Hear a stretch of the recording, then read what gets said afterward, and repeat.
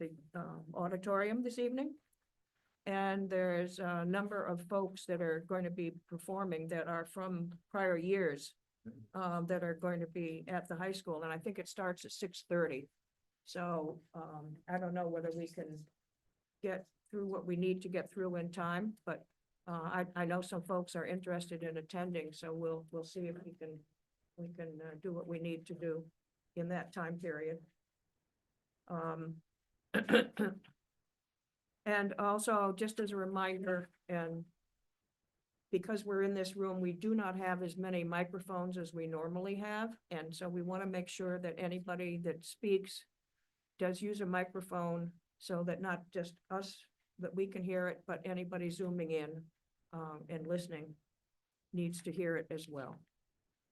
I was going to start with the agenda, and the first item, other than calling to order, is the minutes of the prior meeting, which were November 21st. Do I have a motion to approve the minutes that Mira presented? Do I have a second on the minutes of November 21? Paul?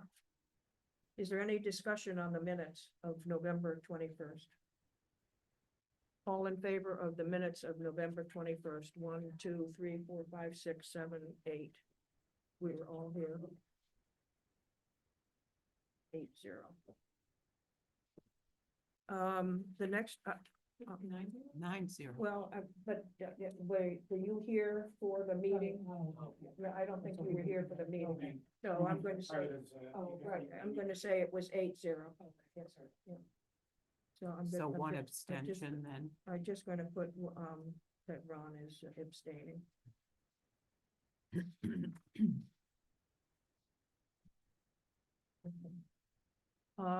Should we wait for Mira to? Just a minute. Yeah, I'm gonna wait for Mira, if people don't mind. Just, the next item on the agenda is the discussion and vote on appointment of vice chair. And I'll just let people think about it for a minute, before Mira returns. You want to go on, I can. What? I'll take notes. Okay. Before I ask for any, nominations on this matter, Peter had done some work, not work, but she'd looked up in the town charter that it says for organizations, you elect a chairperson, clerk, and any other necessary officers. It doesn't necessarily say we need to have a vice chair, and Peter was in touch with me as a result of that language. And I didn't know what people's thoughts were on having a vice chair or not having a vice chair. What are people's thoughts? What did it say again? Could you read it again? Yeah, there's organizations and procedures elected, this is the town charter, elect a chairperson, clerk, and any other necessary officers. It doesn't necessarily say a vice chair. I know you were. Well, I just mentioned it because since we have co-chairs, Hmm. you know, we could maybe do without a vice chair, but I'm It's fine open. either way. Open for Just wanted to comment. point that out. Sounds like the purpose of it would be to have a replacement in case you're not Mhm. here. Mhm. Like, sounds like you got it covered with a co-chair, so. If the two of us aren't here, would the vice chair would cover for us. 2 heartbeats away from. Senate Pro Tem, is that what that is? Yeah, Okay, exactly. right. High school civics was a long time ago. So does anybody feel that we should, in agreement that we should proceed to elect a vice chair? Is there anybody against electing a vice chair? Okay, do I have any nominations for vice chair? I'd like to make one nomination. I'd like to nominate Roy to be the vice chair for the finance committee. I'll second that.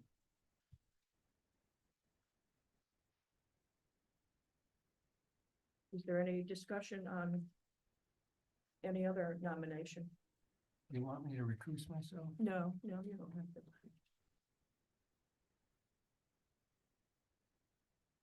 Is, do I have a motion to approve Roy to be the vice chair of the finance committee for the coming fiscal year? I'll move that. Okay. Do I have a second? Second. Patty? All in favor? That's 1, 2, 3, 4, 5, 6, 7, 7, 0? No. Oh, Nine. eight- eight- If eight- you're- Eight, eight- 801. 801, yeah. 801. Are you recusing yourself, Roy, or? He- he I've can- never voted for myself He- in my he's life, so I abstaining. won't sit here. Okay. Right. Right, if you said no, we'd be in trouble. Okay, we have just nominated Roy to be our vice chair for the coming fiscal year. Congratulations, and we'll continue to work together as we have in the past. I'm on to the agenda. Review and vote on annual report for fiscal year 2024, and I want to thank Paul for putting it together for us. And he sent it out to everybody. I think everybody had a chance to give their comments, thoughts, etc. Is there any other discussion on the annual report that goes into the booklet that's published at the end of the year here? I think it looks fine. Yep. I'll move approval. Okay, Fred? I was thinking we might add wastewater into the major topics that we talked about. Where are you on the, I'm on the, I guess on the first page. on the first page? Secondary role of the finance committee. Where exactly? I'm looking to see where you're, Second paragraph, this year, the one that starts this year? the one that starts a secondary role, it's on the second page. It's on page two. Second page. Second, Oh. second, Oh, Paragraph. secondary role. on the second paragraph. Yeah, of yeah, page oh, 2. okay. I just, do you think we should add wastewater as, because we're certainly gonna talk about it. over the course. Well, he has, But this is the report from Yeah, yeah. from the prior Prior fiscal year. year. Talk about wastewater. yeah, we did, but I think it says here, Nauset Regional, the update of the strategic, in addition, you see where for the first sentence, finance committee representatives were active in discussions and decisions taken on the town-wide water. Oh, you're saying if that's not wastewater, that's just water. So are you asking for water and wastewater? It didn't, I Just wasn't two separate here. projects. Was that a topic of conversation during our prior? Yeah, Well, wastewater's been a topic of conversation for a couple of years. Gonna get worse. So, should we add in that sentence, Paul? I can do it. Yeah, just add the, maybe after, or, well, I'll let you decide how you wanna phrase it. You're the Yeah, either guru here. Wastewater or the target. Yeah, function. I'll just let him do that, yeah. Yeah.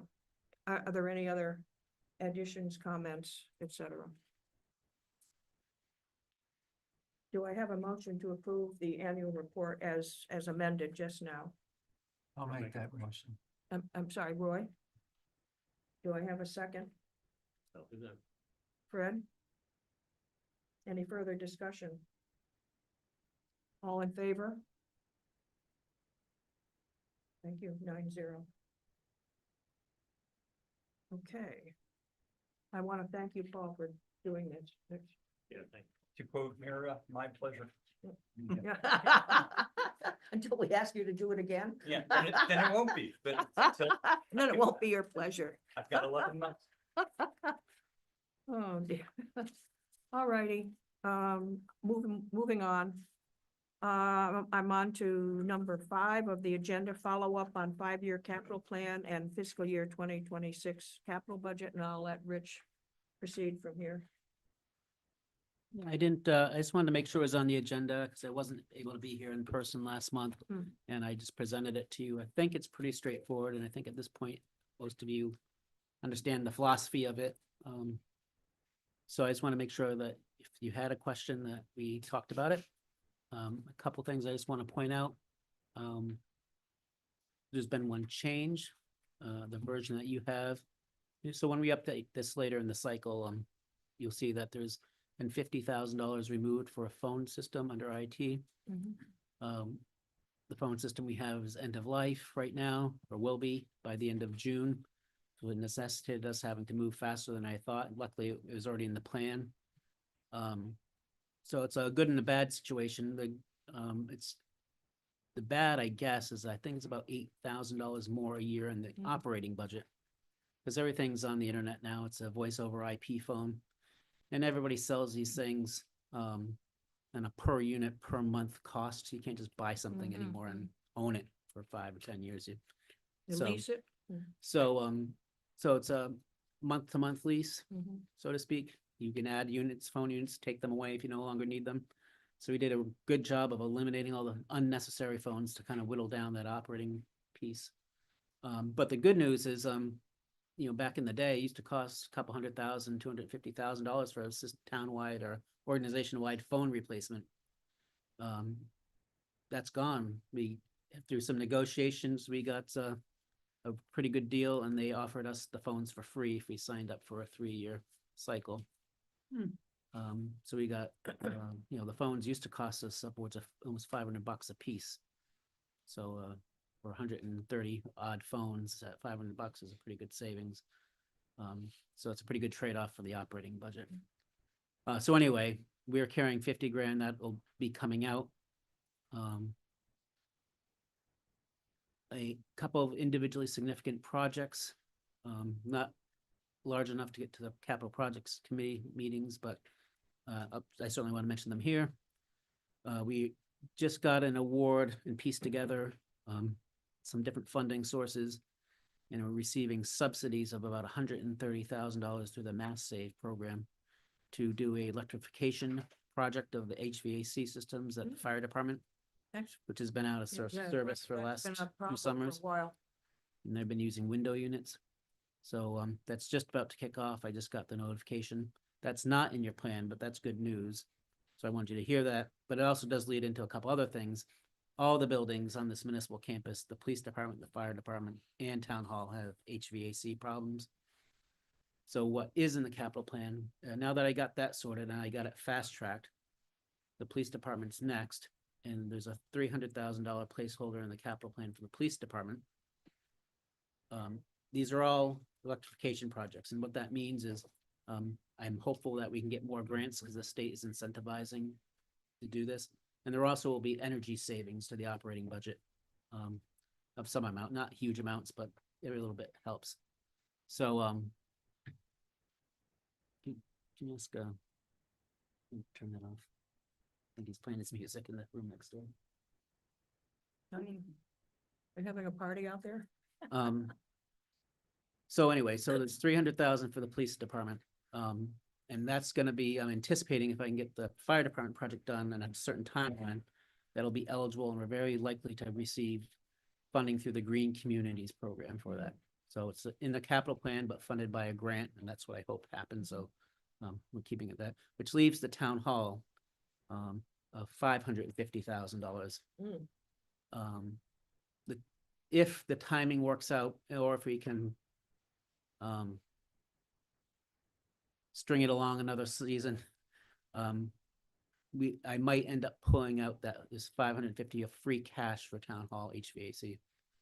But when we get closer to town meeting and having to make a decision, I may pull that depending how the outlook looks. Because I would love to also figure out a way to get that funded through some state incentives and through the Green Communities program. But those are a couple of big individually significant items that kind of wrap around the capital plan, and I just wanted to update you on those. And of course, in the capital plan, I have a placeholder of 160 million for a wastewater. It's in the capital plan because that's where we put these things. But I got to start working once we get through the holiday here. It's definitely going to be its own separate article.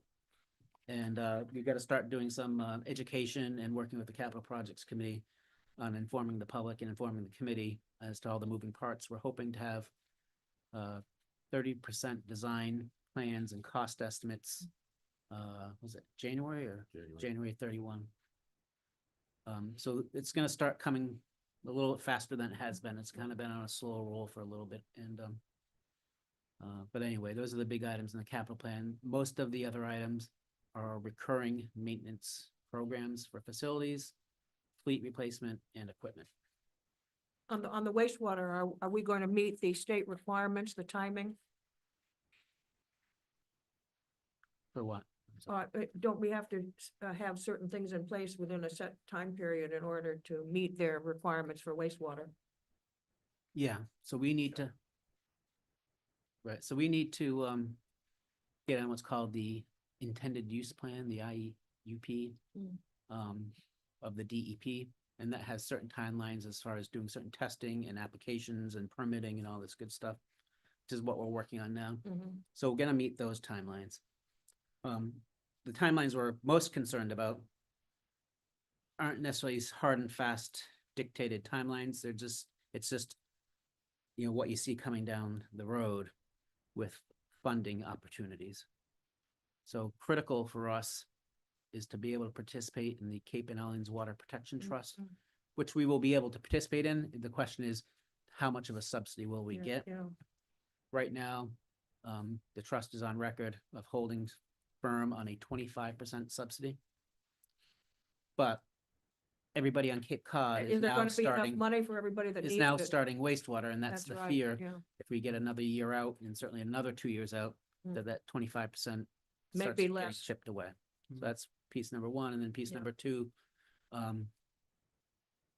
is with the amount of wastewater work happening on Cape Cod and south coast of Massachusetts, is SRF going to continue to offer subsidies on the loans that they provide, which on the water project we got, I think it's upwards of $13 million. And are they gonna offer the attractive rates? Right now, as a environmental justice community, we're well positioned to receive a 0%, which is really the only way that makes this project Right, possible for right. us, financially feasible for us. Super important that we get that 0%. So we're concerned about that. And again, the longer you go out, because it's not infinite amount of money, they dole their money out and their subsidies out based on participation in their program on a year-to-year basis. So the sooner you get in, the sooner you're in their program. It's the people that come later Mhm. that kind of get iced out of the extras. So that's the importance of the timeline. Those are the things that we're gonna start talking about at the committee here. So you can understand all this. But we need approval at a town meeting, right? Right. So it's a real tight timeline, which is why this is all gonna be separate articles. It's gonna be a series of things that we'll need to do at town meeting, and I'm gonna pull them out of the regular, because it's such individually significant item, it needs its own discussion. Makes sense. So we'll have the capital plan such as it is without wastewater, and then we'll have the wastewater articles. Mhm. We'll have to probably adopt an enterprise fund. We'll have to obviously approval of the system and of the plan. And there's maybe, we gotta think through kind of maybe the best approach to how to do that. Are we still using the same consultant? We have environmental partners who is the water project. Water project. Yeah. Right. They are our owner's project manager. And they're also gonna be doing the construction of the collection system. And then we have I think it's still called GHD. GHD. Yeah, GHD, they merge so often I forget. GHD is the builder of the treatment plant. Mhm. And right now we're going through, I think I think our input was actually very valuable from where GHD started. They thought they were gonna work around our existing DPW barn. We have to dig up our underground, our gas storage tanks, and our beach and sticker office was gonna have to be relocated. And so we went and did a walkthrough, and lo and behold, turns out that all those things would have been problematic for the crews actually building the treatment plant, and probably would have cost more money because of working around all these things. So what we arrived at, and we're waiting on the site layout design now, is moving all of it to the south, between the transfer station drop off Mm. and the salt shed. Mm. We're gonna have to move the salt shed, but we have the big space, and we can create a new access road and just build the whole facility on that whole area that's actually primed site for that to be located. So we don't have to get rid of the beach sticker office, we don't have to get rid of our fuel pumps, and we can keep the DPW building Just have to move the salt shed. And that also now makes room for enough sand beds for recharge. And the other piece of good news is we feel pretty positive about. We definitely can fit all the recharge at that site for phase one, and now we think we can probably fit all the recharge on that site for Mm. phase one and phase two. Which means we won't have to redevelop another site some miles down the road that requires piping and transferring and all that conveyance of wastewater, so. Huge cost savings if we can all get it on site, all compact in one little area. There's less pumping, less flowing, less conveyance, so. So we had some positive news, but still know the final numbers as to what this is gonna cost us. That placeholder number you're carrying is for both phases or this phase one? Phase one. Right. Do you know what a phase two might look like? No, because it's always in flux. There's a large hope that eventually innovative alternative systems will be a reasonable approach, and that's currently what the watershed management plan indicates, that phase two is largely IA systems in the non-sewered areas, Mhm. areas, except for maybe an area around Rock Harbor. But that's 10+ years from now. Mhm. So that's why, we tend not to think about phase two too much. And a lot can happen in 10 years. And, hopefully Rock Harbor would be, it seems like, in my mind anyway, a very reasonable thing would be, that's so close to Orleans, can we somehow get them to Mhm. accept? Yeah. We'll have to build the collection system, but and pay them to take our, to process it and treat it for us. Instead of building a main all the way down. Mhm. All from the Rock way Harbor all down. the way down. Yeah. So, the relief that we get from the state, so that everybody doesn't have, isn't gonna be mandated to put IA systems in. We could do, we're making progress on our. So. How's phase two? At this point, isn't phase two part of that? Do we have to be making progress on phase two, or can we just, Well, can be 10 years out? Well, progress is, incremental.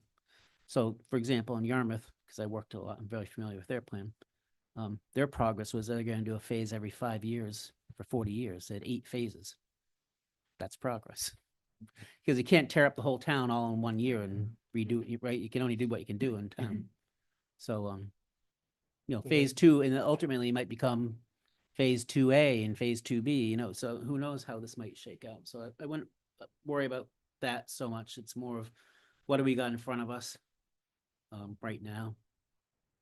But you mentioned something important, and this is hopefully over the holiday time here, we'll be a little quieter. Something I gotta start working on is some communications, but we gotta keep in mind, why are we doing this?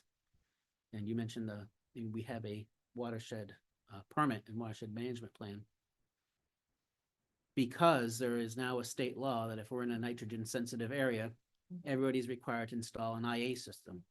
And I'll be the one that gives scary numbers, because everybody always likes to couch numbers and they give low numbers. Is my way of thinking of, because of inflation and because everybody's doing this now, and there's a lack of workers to actually do some of this work, then IA system is going to be upwards of $50,000 per person. And it's probably going to cost in that order of magnitude of about $4,000 a year in operating costs for each homeowner. So the whole point of the town doing this is that a centralized treatment plant is a much lower cost. So, so everybody likes, complains about taxes going up, but in my mind, this is an example is taxes are going to go up quite a bit, but you should be thankful because it's going to be saving you money. Quote unquote. You can pay the $4,000 a year operating costs and the $50,000, pay back a loan of $50,000 over 15 years, or you can pay, $1,500 in taxes and not have to worry about it. Because that's the other problem is, especially in the seasonal homes and the non-residents, there's a big question whether IA systems even work because it needs constant feed and flow. So, Would those numbers be discussed in May? yeah, I'm hoping to have them discussed, right after the holiday. We have a, whole plan. We want to start a podcast We want to do, weekly posts on wastewater. We want to put out information sheets. So we gotta ramp up the effort to inform, what's coming and why we're doing it. I think what you just said is we've got to make sure everybody understands if you do this, then you save here. I mean, it's a saving, but it's not going to be inexpensive, no matter what you do. Right. Right. Yeah, the biggest thing for me is, and I'm an old Wellfletian, and so on the outer Cape, we kind of like this attitude of the destiny's in our own hands if we take this by the horns and deal with it. Because if you don't, there'll be some, DEP or some judge or somebody I'll down tell you, up the state telling us what to do, and That's we're right. not gonna like that one, that's right. so.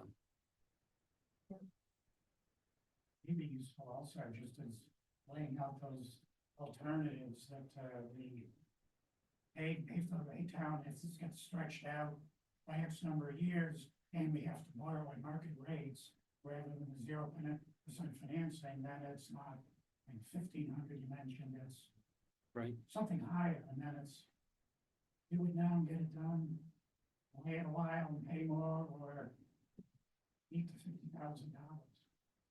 And also, and we've talked about this every year when we do our financial projections, last couple of years at least, when we've talked about this.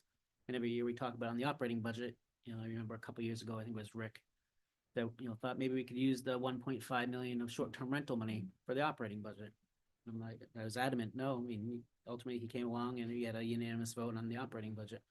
But we've been stewarding that short-term rental money.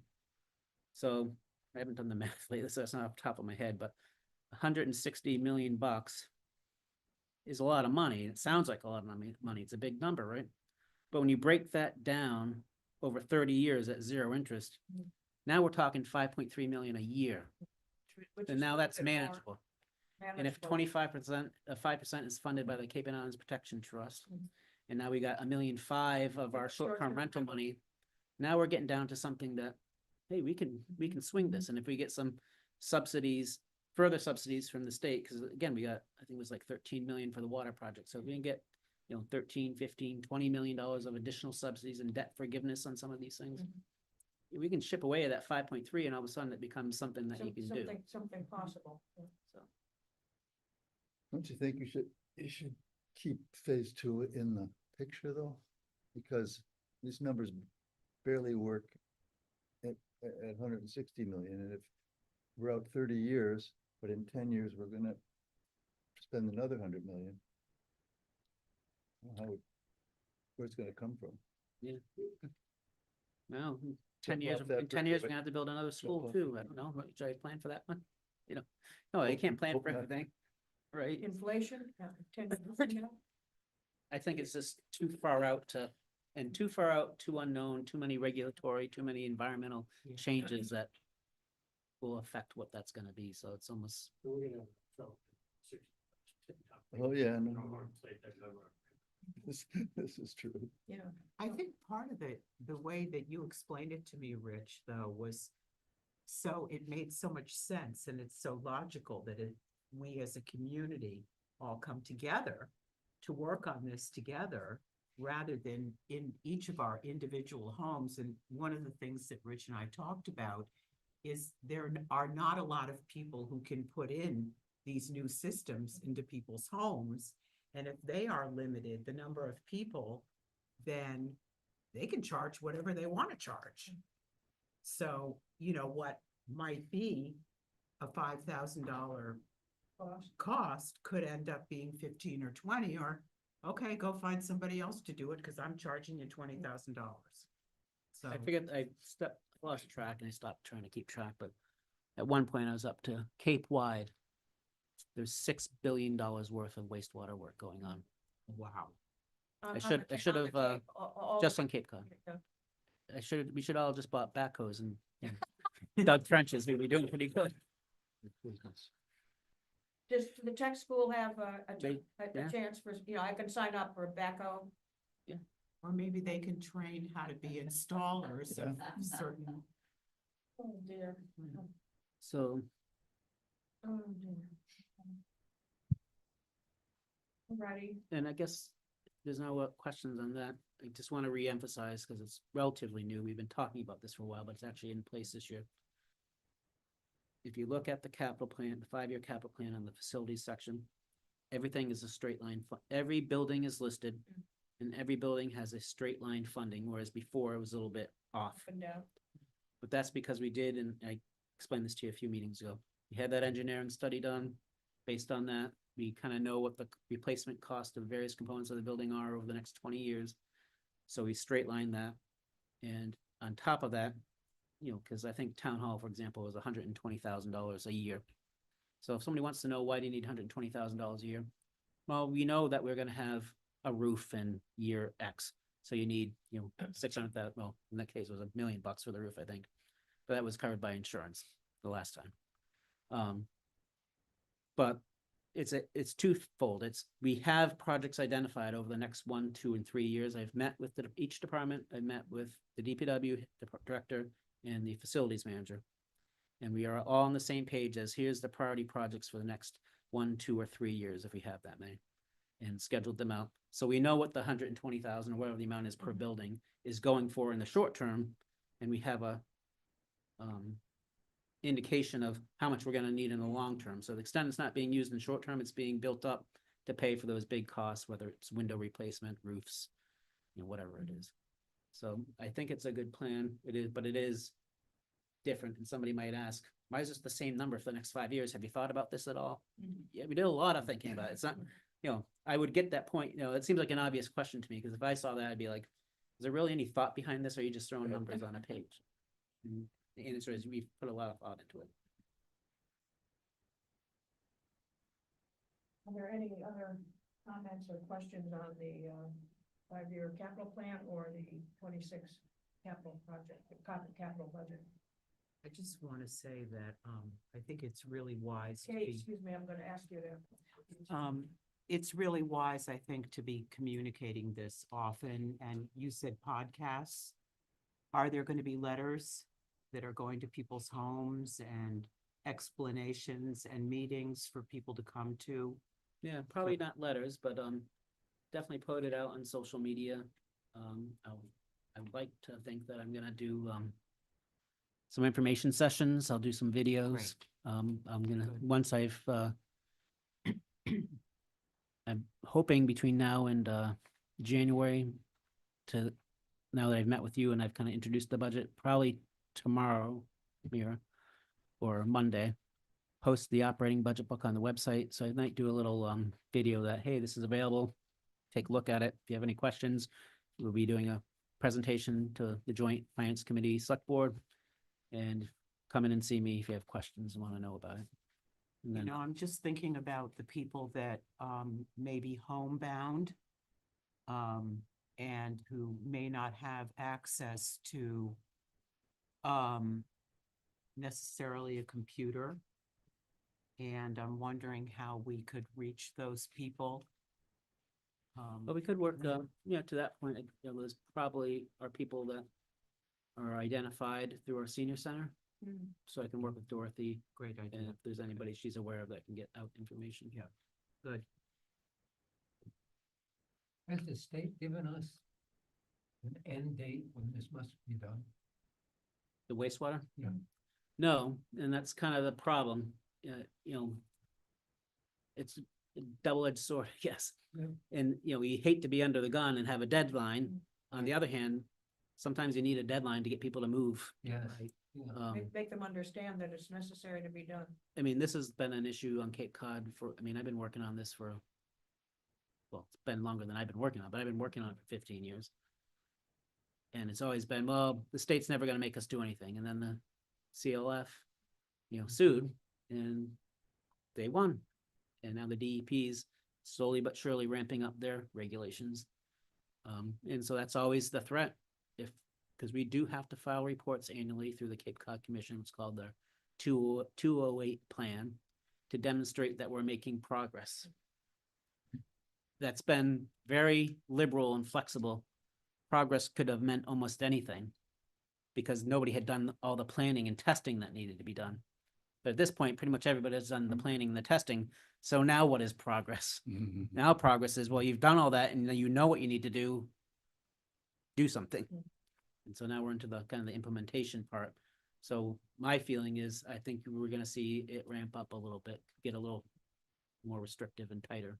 Do you think that there's going to be any voices that might say that with a new administration, there may be a relaxation of some of these guidelines or? Yeah, maybe, but that doesn't change that CLF has a judgment. They won the lawsuit. Okay. I think And, that question might. And even though they're very, and I'm not, they're getting a little bit out my realm here, but they're not technically, they're very well tied, but not technically the same. Massachusetts is one of two states, I believe, that isn't under the federal law of the Wetlands Protection Act, I think it is. We have our own state law that pretty much mirrors that. And there's always that conflict between the federal and state DEP. So What state agency does this fall in? DEP. I guess the other thing that I'd like to add is that, every time you turn around, they're talking about housing here. And the only way we're going to get housing is to have wastewater. And if we don't have the wastewater, we're not gonna meet the needs, the housing needs that are really pressing. Great point. Well, and don't forget, it's not just money, we actually get something out of this, clean groundwater and environment. So that's good too. Drinking water is useful. Clean drinking water is useful. Good point too. We don't do it just because we want to, yeah, that'd be cool. It's our treatment plant. Okay, I'm going to go on to, item number 6 of the agenda, fiscal year 2026 opening budget update. Operating budget update. All right, well, you got the full budget books. I'm not gonna go through those today. But you've got them a little earlier. I'm working on now preparing a presentation for your joint meeting in January. I didn't think I would have all this done by now, so originally I was saying I was just gonna update you what I updated you, the select board on, which is basically says our costs exceed our revenue generation. And that our revenue of 1.1 million of new revenue a year is about 1 million of that is eaten up by some big cost centers. And so one of the things that helped me wrap this up is we got some good news in a couple of these big cost centers, so I want to explain those to you. And then I'll save the rest for the January update, or, and you can start asking questions, but in what I emailed to you was a finance committee update. So that's what I'm gonna look at tonight. So I had sent you the select board update, but I also sent you a finance committee update, which is basically excerpts from the budget book. And it had, the first page of that is the budget summary, showing that we've got a balanced budget. We break it down into our buckets of the operating, the capital, and other budget items, reserves. Each of those buckets is balanced. We're not using any non-recurring revenues to fund our recurring expenses in our operating budget.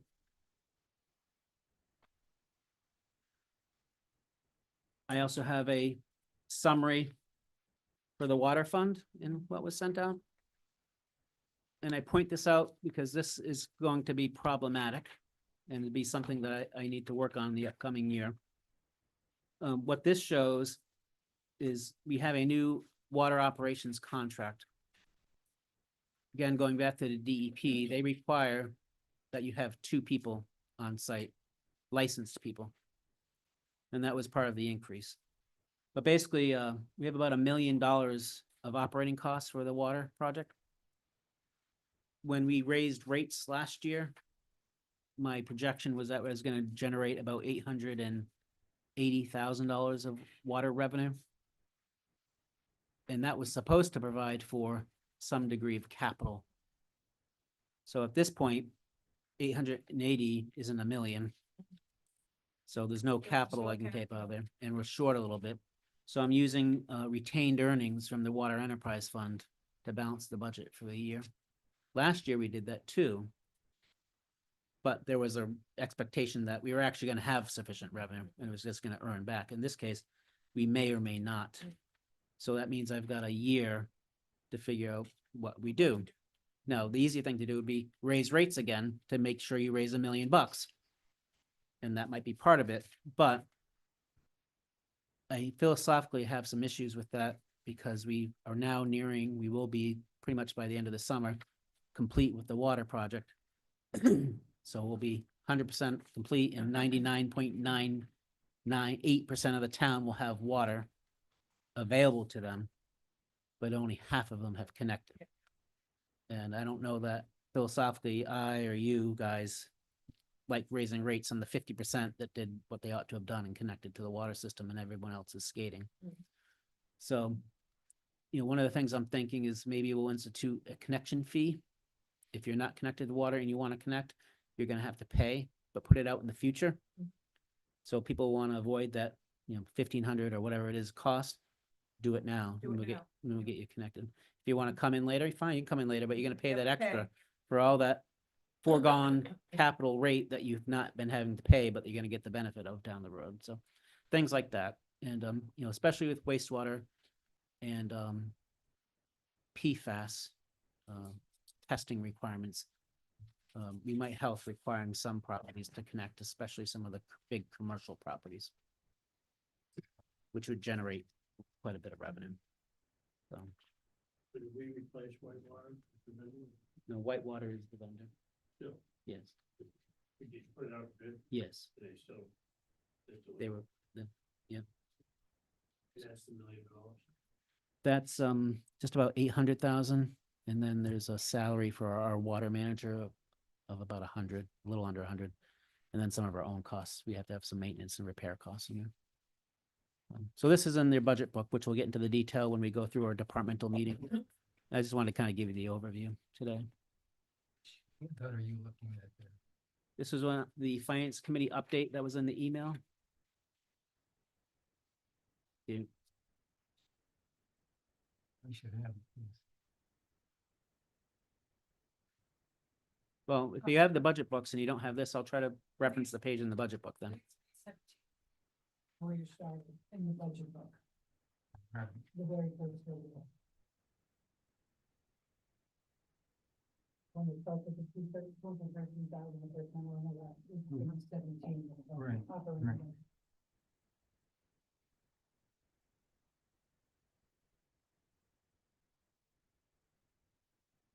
I have something that I'd like to bring up as far as fiscal year 26 is concerned. I know that we do not have at this point the educational costs because they're still being worked on. But we are aware that at the moment, it looks like we have another situation regarding special ed costs. Yeah, can we hold that just for a minute? Okay, Because that was gonna be part of the discussion. But I want to get through our stuff first. okay. So thanks, Patty. So it's 17 was the general fund summary, Mhm. and then 18 must be the water fund summary. Hey, this changed to like little. Oh, okay. So that's really all I just wanted to say on those summaries. I didn't want to get in too deep. I just kind of give you a primer tonight. But I also did put in the budget book and in the packet that was out in the email is what it looks like for Article 2A at the moment. And so this is the line by line that goes by to town meeting. And I did do a couple of new things this year. I did reorient the accounts. So previously education was in the middle of our array of numbers. It's now at the bottom on its own little section. And what pages are those, Patty? So that's page 20, so you just have to skip one page for your heading, because annual town meeting budget. So it's like page 20, type here, 313. on the Yeah. back. Yeah, 2022 or 230. Which starts at 20. And so this is, I'm just talking about the education. So you can see it's oriented a little bit differently than it had been in the past, but there's a subtotal now for a subtotal municipal services budget. And you see the total budget with these line items is 23,527,541. It's a $809,000 increase of 3.56% on the town side. And there's a couple items I want to point out in particular in arriving at that. Our instructions to our departments was level service. That being said, I was pretty tough on them on any extra costs. So the extent you see any increase in departmental expenses, it's because they were needed. And one of the big ones, for example, is in the health department. They have a new round of required PFAS testing that DEP requires. So that was an addition to their program. And then the biggest one being the transfer station. We got a new contract extension I still call it CMAS, then it became Covanta, and now it's called Reworld. It's where we drop off our solid waste. And that had some significant increases as well. So when you go through the budget books, you'll see those on the line items. We did already this past year. Yeah, I think we did, yeah. Yep. Fred, can you speak up so we can hear your questions? I was talking about increases in fees on the waste. Yeah, we did. We increased the sticker fee and we increased the, we do collect on for the Lower Cape, the construction and demolition debris. So we actually make I do want to review that. Historically, we've tried to have a 30% margin on that. Maybe we might have a little slippage there. Still don't make anybody out of any. Metal baby. Not really much, no. That's a question on the police, the salary, does that include 4 police officers? Yes. And are they there yet, or how many have they hired? You know? I think we're at 3 now. And, so just an example, the devil's in the details, as I always tell you guys. We can look at these numbers on a page, but what really is meaningful is how we execute on different things. So the hiring of 4 police officers is a good example. The first 2 we got, the chief does a really good job of vetting the applicants. So we got solid applicants. And we're really happy with the first 2 we hired, even though they require some training, but they're going to be great for Eastham. But the third one is an example of the network that we try to maintain and how we try to approach things. And I have to be careful because I don't know how public it is yet, but another community's police officer approached us about a lateral transfer. And this is an experienced officer in a local community that's academy trained. We're going to be able to onboard and give him our 4-week in-house training, and he'll be on the road, already familiar with the community. I don't know how much that saves us, maybe $100,000 over the course of a year for training and overtime and all that. So, those types of things you don't see in these numbers, and people, oh, why are things so high? It's like, why aren't they high as they could be? We never want to ask that one. But, Budget that 100,000 that we're gonna save, and then we're gonna save that? no, because it's kind of, it arises because, last year, because we didn't have staffing, the chief spent pretty much all of the overtime budget. So now that he's got staffing, well, it might still go up because of the 2 or the 3 that we got to train. But They don't save a lot. all things being equal, though, once we got the 4 people at that level of staffing, what you'll see is you won't spend all that overtime money.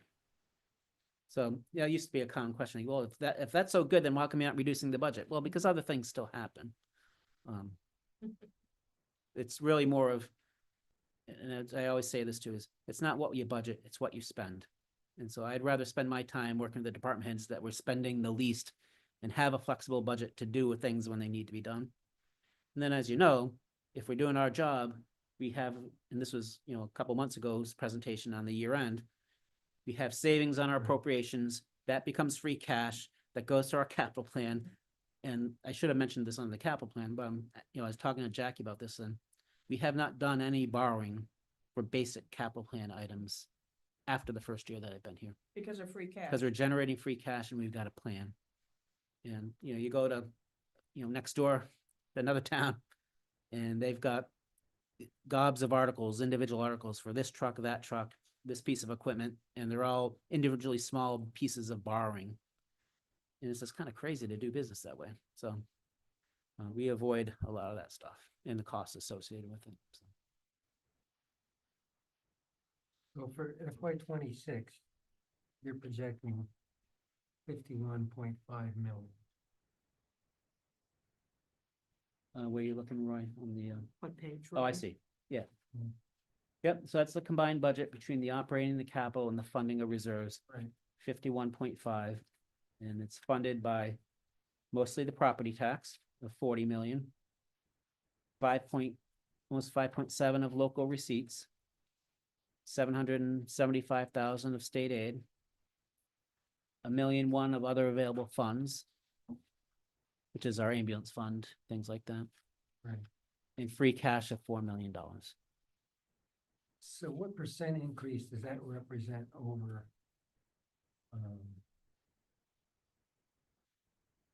last year's number? I think the most helpful place, Roy, is that Article 2 chart that I referenced in the subtotal for the municipal services budget. And Patty, do you have the page on that one? Page 22. Oh, he's got it, okay. It's page 5 on the handout, page 22 in the book. The subtotal for municipal services budget. It's a 3.56% increase. But that includes the big hits for transfer station and testing for health. Those are really the two big things. We also had a couple of things that saved us. And I apologize for talking, but we talk a lot about things over the years, and so I want to keep reminding ourselves of these. But remember, this is the third year, 27, fiscal year 27 is the third year of our collective bargaining cycle, where we kind of established this practice that we're trying not to do overrides every year, because when we bring our collective bargaining agreements to town meeting and ask people if they want to approve them, well, if you want to approve them, you also have to approve the funding. And I've calculated out the cost of those contracts for that 3-year period. Right. So So- kind of the inherent promise is you give us the override, and I'm not gonna come and ask you for an override for year 2 or 3, Right. at least for salaries. It was part of the original year. Right. So all things being equal, 28, we should be expecting an override, and that's actually what our projection shows, Mm. because we're gonna have to settle contracts. So with that in mind, to your question, Roy, the 3.5% increase, there were some necessary things that had to increase because of new contractual arrangements with vendors for hauling, for, debris, Right, for example. right. But I tightened up on our health insurance, because that's traditionally the line item that returns the most excess, which is typical in a town, because usually carries the highest amount of risk as well. But I went back and analyzed it, and I feel very comfortable with it. We belong to the Cape Cod Municipal Health Group, which is a very solid, financially secure group. It has surplus that I know is going to return some of that surplus to its members and buy down the rate for the next year. So I don't think our increase for health insurance is probably gonna be no more than 7% next year, maybe less. So that's good news, part of the good news. Second part of the good news is a few years back, we implemented a health insurance opt-out program that we give you money if you don't take our health insurance. You can get pay in exchange, because maybe your spouse has health insurance, so you don't need it. And we also implemented lower cost, high deductible plans with what's called a HSA, a health savings account. We got 8 our first year offering it. This year, we now have 19 enrolled in those plans. And we save about 25% on the monthly premium. And so the combination of a good expected rate from the health group,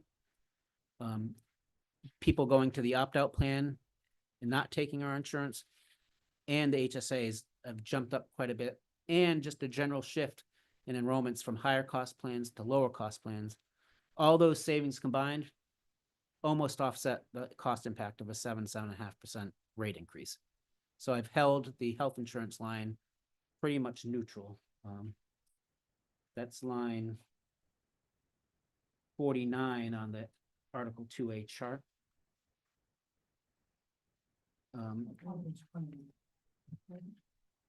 So it's gone up, instead of a 7.5% increase, it's a 3.75% increase. That we have.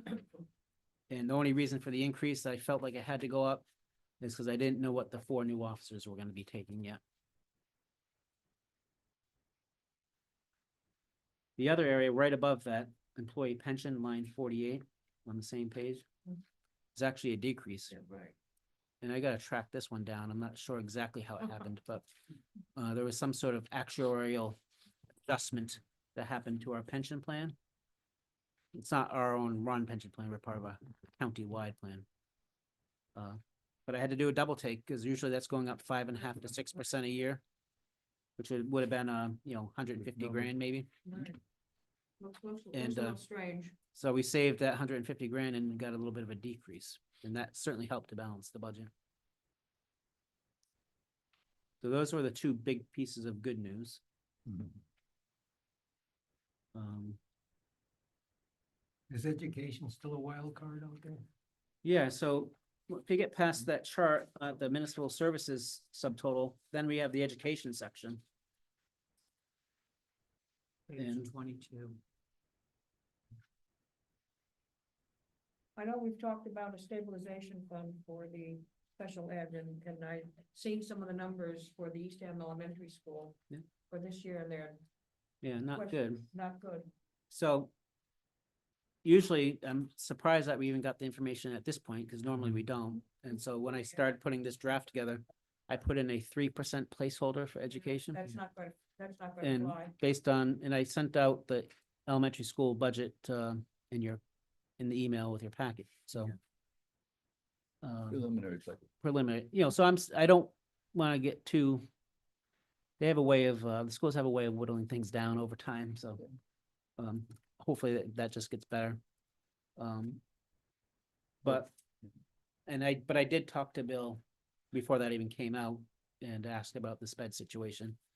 And he, at that time, which is probably a month or so ago, indicated that he didn't think it was gonna get any better for this year. Based on where the students are. Yeah, and, so hopefully it just doesn't get worse. Well, According according to that preliminary budget, it did get worse, yes, by quite a bit. Yeah, Right. I mean, it went up 18% over last year, which Right. was, we had the override. Right. so they got an additional student that's an out-of-district placement. And so, maybe by the time we get to the end, they'll have resolved, because I don't know in this version of the budget that they necessarily know where these placements are going to be. Yeah. Or that they have to be where so I think they might be putting in perhaps the worst case, Scenario. and then they find out what they need to find out and say, okay, great, we don't need to do it that way. Let's hope so. So. No, we've talked about using a stabilization fund to. Right. To cover some of these So we go to that ordinary expenses. elementary school sped line item. Mm. So to Peter's point, Yeah, yeah. it's up from last Oh, year. we know. It's huge. But if it were down, Right. the theory would We be, take the additional. we weren't funds. gonna just take it and fund some, a new position in the Right, operating budget, right. for example. We stay even keel, and if it went down 50 grand, now we take that 50 grand and put it into a Right, stabilization right, fund. right. So that's, I'm still got that mindset, it's just, Yeah, yeah. We didn't- But- didn't but- ha- didn't but work this the way one, we there's wanted. No extra money. right. And then finally, we got the section here on debt service. So we're gonna have one more big hit on the water project. We'll see, I still have to receive, but we have about, we don't necessarily have to borrow all this money, but we have a remaining authorization of about $10.5 million. So that will hit, if we were to borrow all that money, that would hit in 28 budget, 27 budget. You mean when you say all that money for the wastewater project? No, Water. Water. Water, So right now, the water project is under budget by quite a bit. okay. let's just say $10.5 million, just for round numbers. Some of that it's under budget, we know we're gonna spend, because we've promised everybody we're gonna go back and do the roads. Right. So I know we gotta borrow some of that $10.5 million for that, but I'm contemplating. And I just have to figure out a way to finagle this to make sure that everybody gets on board with it at the state and, bond council. But if we have an opportunity, if not through the state SRF fund, but through USDA, offers communities loans for infrastructure. And they're very attractive loans, because A, you can go 40 years on them. B, it's 1.5% interest. And C, generally, they give you some sort of loan forgiveness and subsidy of maybe, say, 35 to 55%. So why not borrow the remaining 10.5 million, even if you don't necessarily need it for the water, at those very attractive terms, get loan forgiveness on a percentage of that. And if you end up not using it on the roads for the water project, then we'll reappropriate it for sewer. You got the flexibility to do that? But I think we do. I just gotta convince bond council. So all these things have to go through council. But they're always surprised when I call them and they say, well, you got a good point there, so. Yeah, don't send it to Elon Musk. So, but anyway, my whole point is some amount of money will be borrowed to close out the water project, upwards of $10.5 million. And that will be the last bonding for water, and we'll be done with bonding water, and that will hit in 27. But at the same time, we're dropping off the first parts of the water debt, so. Are we? Are we gonna start dropping off the first parts soon? I think so, yeah. Great. When did we, first borrow money for water? What year, do you remember? It was before it even started, I know. so I think it was like 2012, maybe. I think it was 12. I should know. Okay. I'll put you on the Yeah, spot. A long time ago. That would make sense, so 12 would be 22 would be 10, 27 would be 15. That's probably what we did, probably did it 15 years. Good.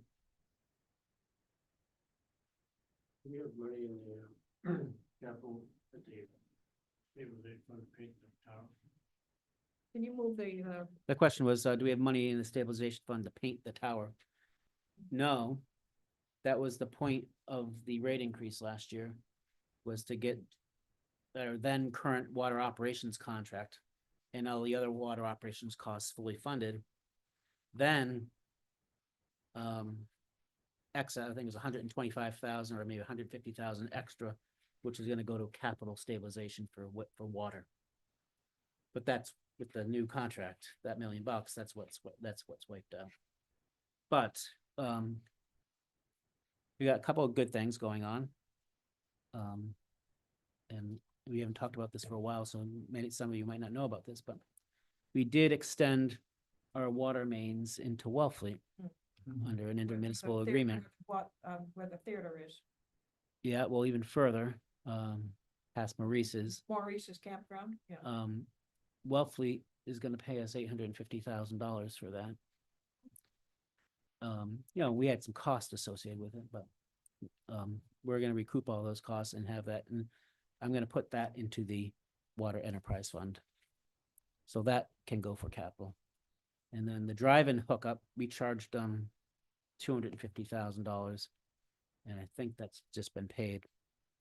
So that will be available for capital. And the other clever thing we did with that was I came up with this whole theory that, well, it's not just the connection of the service. You should pay us for that. And you should pay us for the water, just like everybody else pays for water, right? But Wellfleet Drive-In, you also ought to pay us a piece of the debt service. Because you're buying into this big system that costs $130 million that all the Eastham residents are paying towards. So you So need to pay for part of it too. So I did a calculation based on if the assessed value of their parcel was added to the assessed values of all the other Eastham parcels, what would have been the impact on our tax rate for this debt service? And I made them pay that amount over 30 years. I know it's not a huge amount of money, but it's probably like, $8,500. $8,500 a year.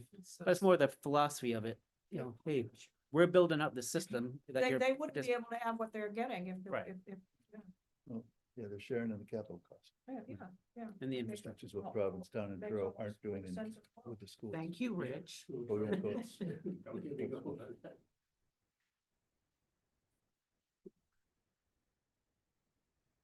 And then I guess not the final thing, I'm sorry. Um, in the handout and in the budget book, Patty, you have to tell me the number on the budget book. This will teach you. The one that has the yellow shade here, Here, here, Vance. page 6 on the handout, Page 6. and On the hand. Oh, I don't have it. That is page I got a budget book here. 35? No, 35. it is 35, okay. Yeah, Okay, it is. So this is Don't the call it property. Very good, Kate. That was No. great.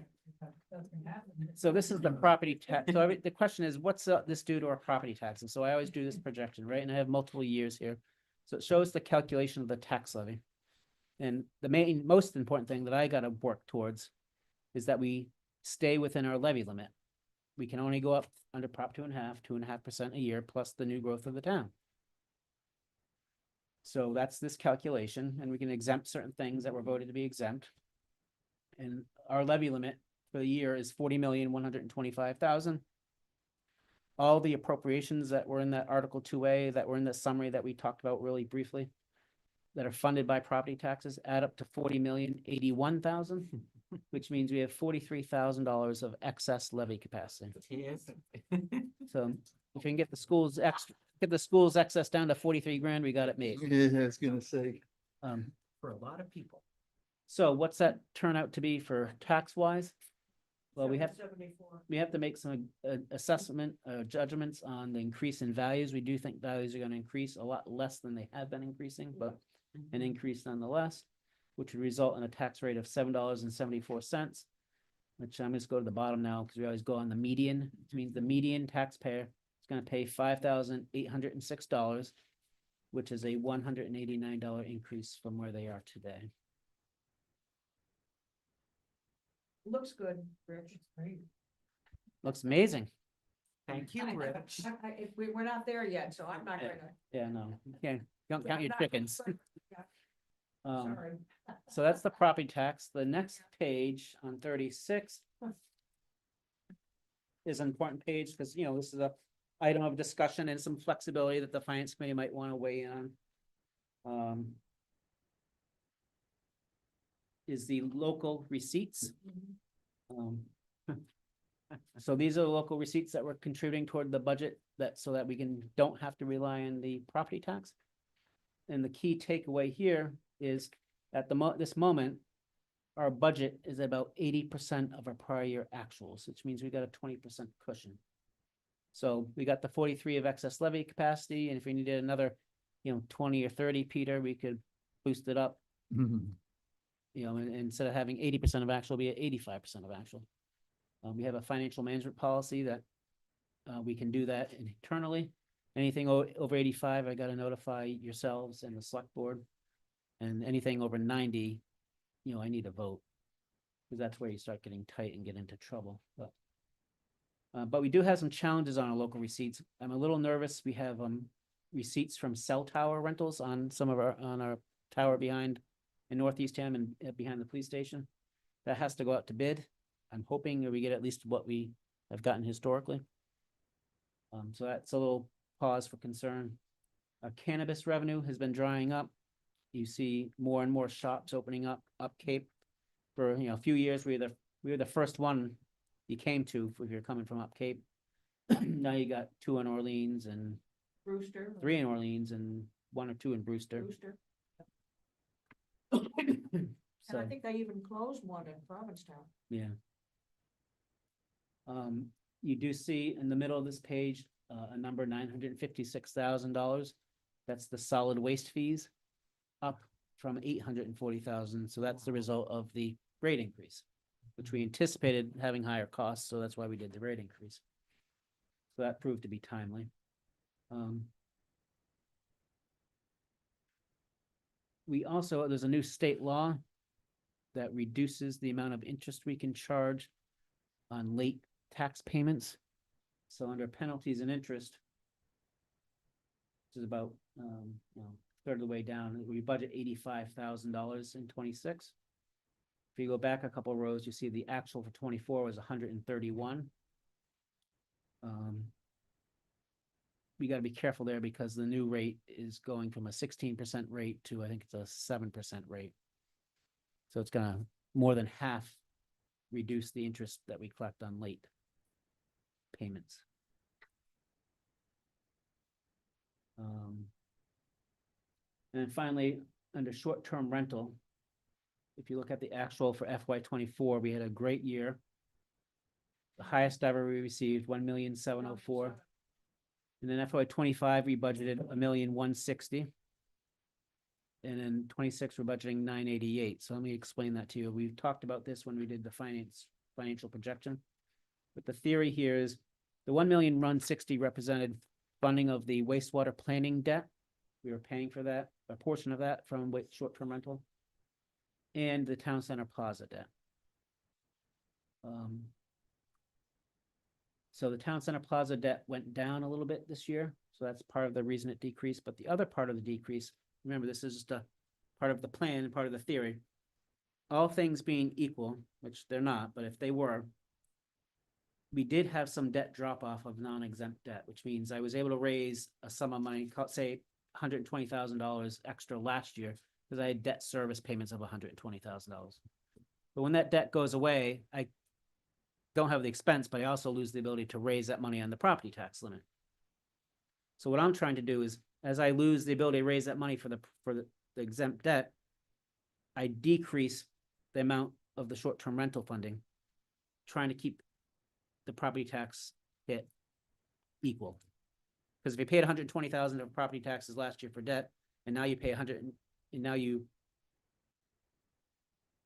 I'm not raising the 120 in property taxes, but I'm also not raising the 120,000 of revenue through short-term rental, so it's neutral. There should be no change to the property tax level, because people are accustomed to that level. They may or may not like that level, but they're accustomed to it. So that's what my attempt is, to flatten, if nothing else happened, it would be no impact on the property tax rate. And so I plan on stepping that down each year that we have drop off, so that by the time we issue the wastewater bonds, we'll have an immediate impact of that 1.5 million going to offset the onset of the new debt service. And people will have been accustomed to that level of property tax. So it's kind of a finer point of this whole process.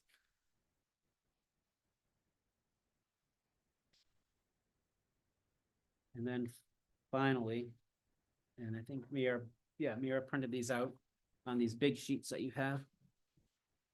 So similar, like here, you got the big sheets in your books for the capital plan. These are the big sheets to keep in your books for the operating budget. So these are all the operating budget lines in one spot, showing the change and any comments I have on them. And if we need to make any adjustments to any of these lines, we've got a spot to make them now. And that's where we'll be putting them. So this is kind of like the working sheet for the operating budget. Different from the Article 2A. Then no, Same. Yeah, it's all on one page. Are you saying, are you asking if it follows the same? Oh, just, yeah, well, it may not, largely follows the same order, I think. Same order, yeah. But obviously the amounts are the same. Yeah.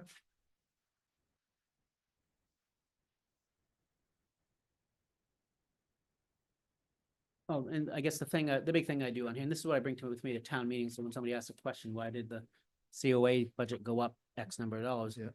This page shows all the reasons in the middle here, all the reasons for the increases. So on salaries, it's, in this case, the reason for the increases in salaries is always gonna be contractual requirements, because we don't have any new positions. But, with the police department, this isn't the case. Well, the police department,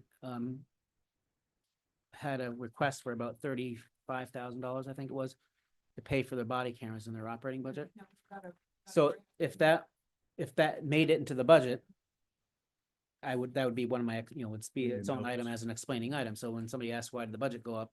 Yep. I've got the detailed list of what goes up. Oh, yeah, with But that's a good example. We got a grant. So and when you get into the weeds of the budget book, when you talk to the police chief, and you have the police department budget in front of you, you'll see I have it as a line item with the amount of money there, Mhm. but right below I have it taken out because of a grant. Because of the grant that we got. And then I footnoted that we expect this grant for these number of years. Yeah. So that it's always on our minds and we can keep Well, track. because it's only for a number of years, so Then we're we gonna, gotta- we're gonna have to deal with it once Exactly. those years are up.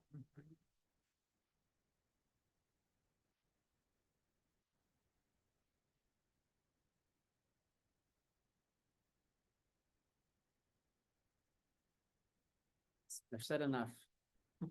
I'm sorry? I've said enough. Sorry to go on too long. Well, you set this up nicely. So Rich, that Nauset assessment, that's just a placeholder, like the 3%, so that's what that says? Yeah.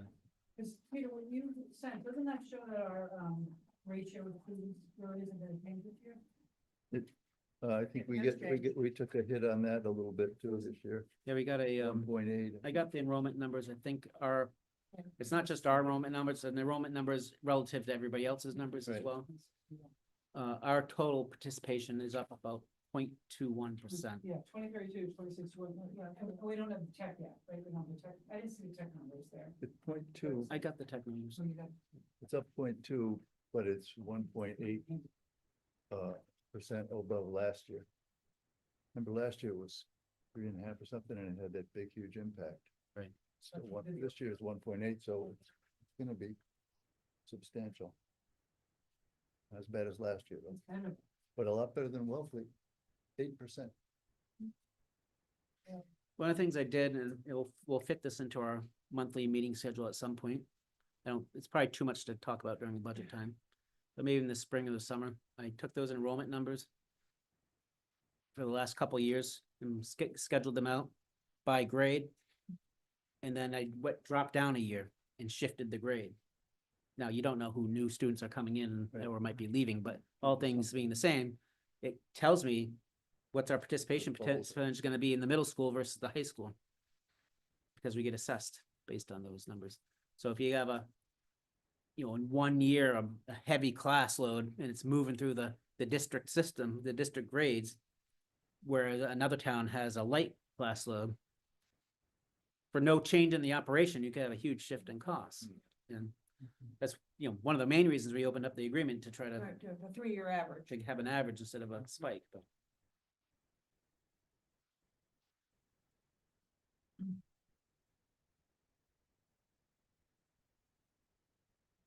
Are there any other comments, questions, concerns at the moment? On the 26th budget. I'm gonna give you a little sneak peek at the joint meeting. Big part of that, obviously I go over some of the numbers, not in detail, because that's what you guys do, in summary for the select board. But I really like to spend the time on the impacts, so talking about the impacts. And I know nobody likes to hear it, and it doesn't, make you feel any better necessarily, or your pocketbook any better, but I always compare ourselves to the state average. Where do we fall in property tax burden compared to the rest of the state? We're still maintaining, not quite the third lowest, but, pretty, not too far off, less than, in the 40% range. And I was looking at, and this is also part of getting ready for the RT discussion with the select board. What's the property tax burden in our neighboring towns? And, and I just was looking at, it's on top of mine because I was just looking at it just before this meeting. Wellfleet's property tax burden is $7,800. I'm sorry, I didn't. $7,800. Oh, And ours, I forget what ours is. But even with a residential tax exemption of $1,500, which I don't think they get 1,500, but even if it was, that's still more property tax burden than what our residents pay. In Provincetown, It doesn't make it any easier. no, but my point is, relatively speaking, we are doing good. And if you're in Provincetown, the average tax bill is over $10,000. And Truro pays more than we do. In Orleans, is $8,800. So median, median? I think I'm working on the Average. average. Average or median? I can get the average easy. I can't get the median easy. So, yeah, I know it doesn't make our residents feel any better, but, you Well, know, it should, I um, think. I like to take measure. We're similar towns. There are differences that we gotta account for. But by and large, we're pretty similar. And, we are all kind of doing the same things. And, Arguably, we might be doing more because we're doing a water system. Orleans has water. They've had water forever. Right.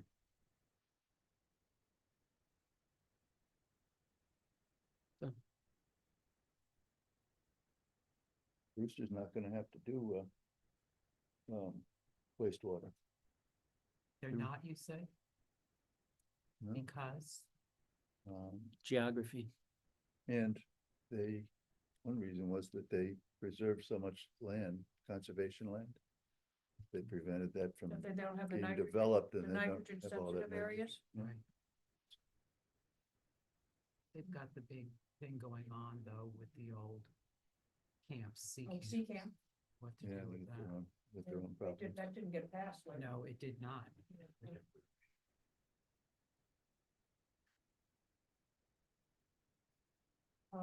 Says anything else on the, item number 6 for the 2026 operating budget update? Thank you, Rich. I'm gonna go on to item number 7, new business, and I know there's nothing on here, but I wanted to bring up to the committee that the Community Preservation Committee voted at our last meeting to exempt certain peoples from the 3% surcharge in an effort to help people that are low income folks, not having to pay the 3% surcharge. That will be a warrant article, and, because as Rich just mentioned, the next meeting that we have is a joint meeting with the select board on, January 6th. It's, at that meeting, the RTE, the residential tax exemption, will be discussed.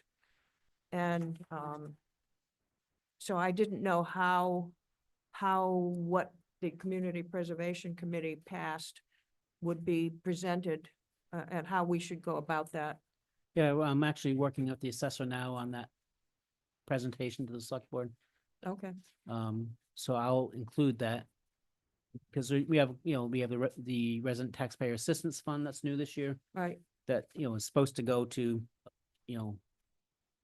target assistance to people, in lieu of a broad-based RTE. So we have a couple things. So I'll add it in, with that type of stuff of here's what we've done to lower tax impact to those that need it. So we have the CPA exemption, we have the Mhm. resident taxpayer assistance fund, and then they can consider yeah. the RTE. right. And I do have a schedule change. I think the select board decided to do the budget hearing on the 13th. Oh, they're not meeting on the 6th, they're meeting on the, They're meeting on the oh, 6th, oh. But But- what are you saying? but they're gonna do the joint meeting on the 13th, the budget meeting. Oh, so the RTE and. The and RTE is- CPA and anything else of that nature will be on the 13th? No, the RTE is the 6th. Oh. And that's still a joint, No, no, it's- no, It's never been a joint meeting. oh, And you can, okay, you're welcome to go if you want. yeah, yeah, yeah. It's yeah. on the schedule. Yeah, but I changed, that's what I'm saying. There's a change to the schedule. They changed the one that was Martin Luther King and moved it to the 13th, not the one that was on the 6th, I thought. I listened to that select board. Yeah, yeah, I Yeah. did, Yeah. That's what So I there's thought. still a meeting on the 6th. Right. And there's no meeting on the 20th because it's a holiday. It's now on the 13th. But in addition to that, they changed the agendas. Oh, okay. So, to tell us again, on the January 6th, which is not a joint meeting, Is the the RTE. RTE will be discussed. And is that the meeting where the CPA surcharge will be discussed also, obviously? yeah. Okay, so our joint meeting is on the 13th? On January 13th, For the budget presentation. can we zoom in if we're Yes. not, okay, Joint good, budget. because 4 days post-surgery. And honestly, we'll be in here.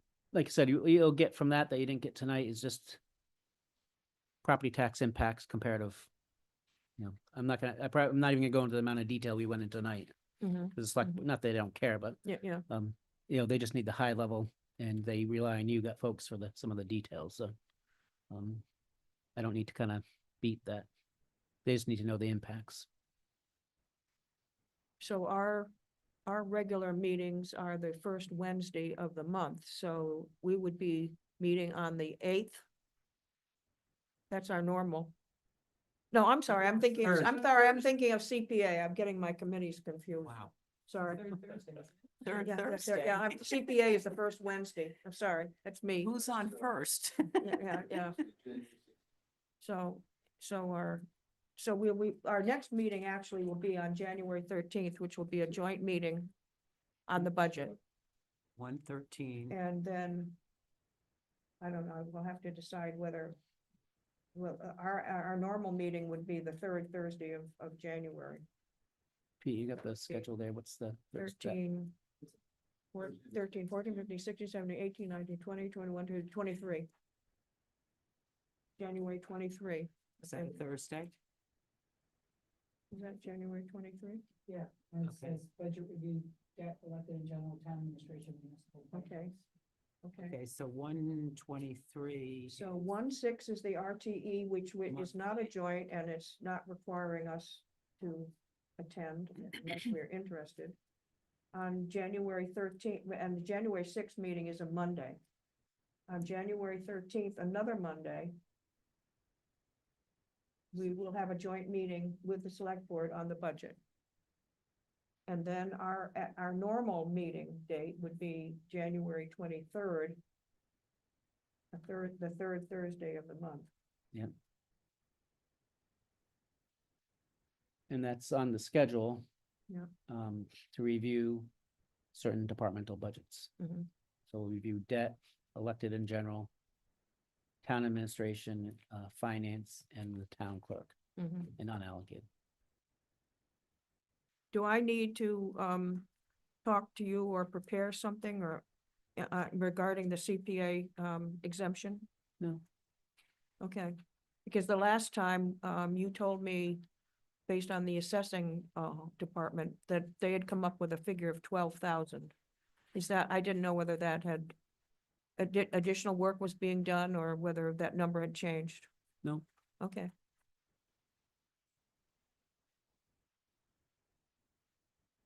And that will have to be in the warrant or a warrant article. Is there any other new business that needs to be brought up at this time? And I'm going on to number 8, old business. And I know Jackie's in here, but let me see, I don't know if capital project committee, I don't know if you and Steve and Fred want to say something. I gotta say, Rich said everything tonight. I'm sorry? Rich pretty much covered the Oh. whole meeting. We didn't have a meeting a month ago. First meeting was 2 months, was last week. And talked about the schedule. We talked about basically everything that Rich said earlier. The only thing I will say is that the design is slightly behind as far as when they originally intended to do it, because I think the flow of information took a little bit of time. So when they do the cost estimates, they're gonna stay on schedule with the cost estimates, but it won't be based upon as completed documents as you want, but they'll be able to put the numbers together. On information that they have, but Is that affecting the contingencies in any way? no, it's in there for that. Mhm. Maybe lack of information, whatever. So usually when they go through and they do a design, 30%, 60%, 90%, the contingency levels drop Mhm. for the design elements that they're not fully designed yet. So they'll probably have a higher contingency level, first cost estimate, I would assume. Let me see, the other item on here is the dispatch and the school study updates, and I understand that we have received a grant for the school study update, and that we're going to be working with Brewster, Orleans, and Eastham, and Maybe no, Wellfleet. we're not sure about Wellfleet, right? No. And, yeah, Okay, I'm assuming that, I don't know exactly when that study will be done. They haven't, I'm assuming they haven't started it yet. No, it'll be a while. Yeah. On dispatch, we'll get into this when you review the police department budget. Mm-hmm. The chief, handles the dispatch. What you'll notice in there, what is it? I put it in, take it out. I think I put it in and then took it out. We did join the Barnstable County Sheriff's Office Dispatch Center. Mm-hmm. So that's in the process of happening. And for a nice round number, let's say that they're gonna assess us and charge us about $80,000 a year for that. Dispatching of 911, which is our ambulance and fire, Mm-hmm. not police. Mm. However, the first 3 years of that arrangement will be covered by a grant. Mm. So there's no extra cost this year or For next those year years, to but go. then It's like everything else. We get monies for a couple of years and then we have to pay for it. But what our hope was was to, because we have to retain the police dispatch, because we still have to dispatch police.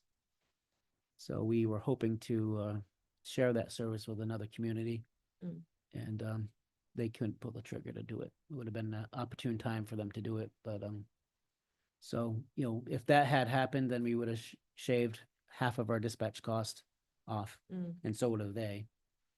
And then it would have been a net win. You know, we would have reduced the dispatch budget by half, but increased 80,000 to the sheriff. Still would have been a net plus to us. But wasn't in the cards for this time. We got 2.5 more years to figure out something different. Mm. So that's another thing I gotta get on. We got a temporary reduction in the dispatch budget though for those 3 years, well, because.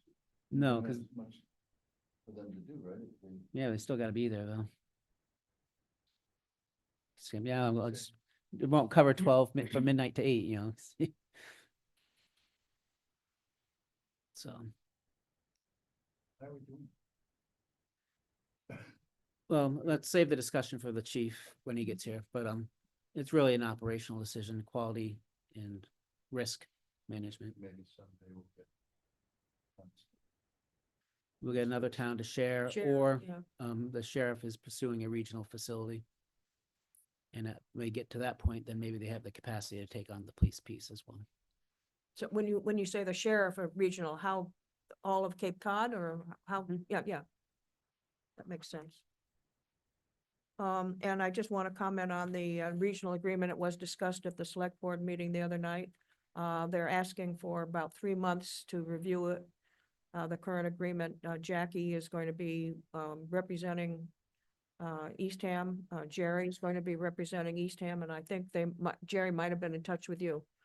Peter is going to be the third person to represent the town of Eastham on the school agreement. So there's nothing new in that at the time. Is there anything else that anybody wants to bring up on the old business? Okay, now Jackie is not here. I have a couple of questions on that might be under the town manager's report. What's the status of the EV stations?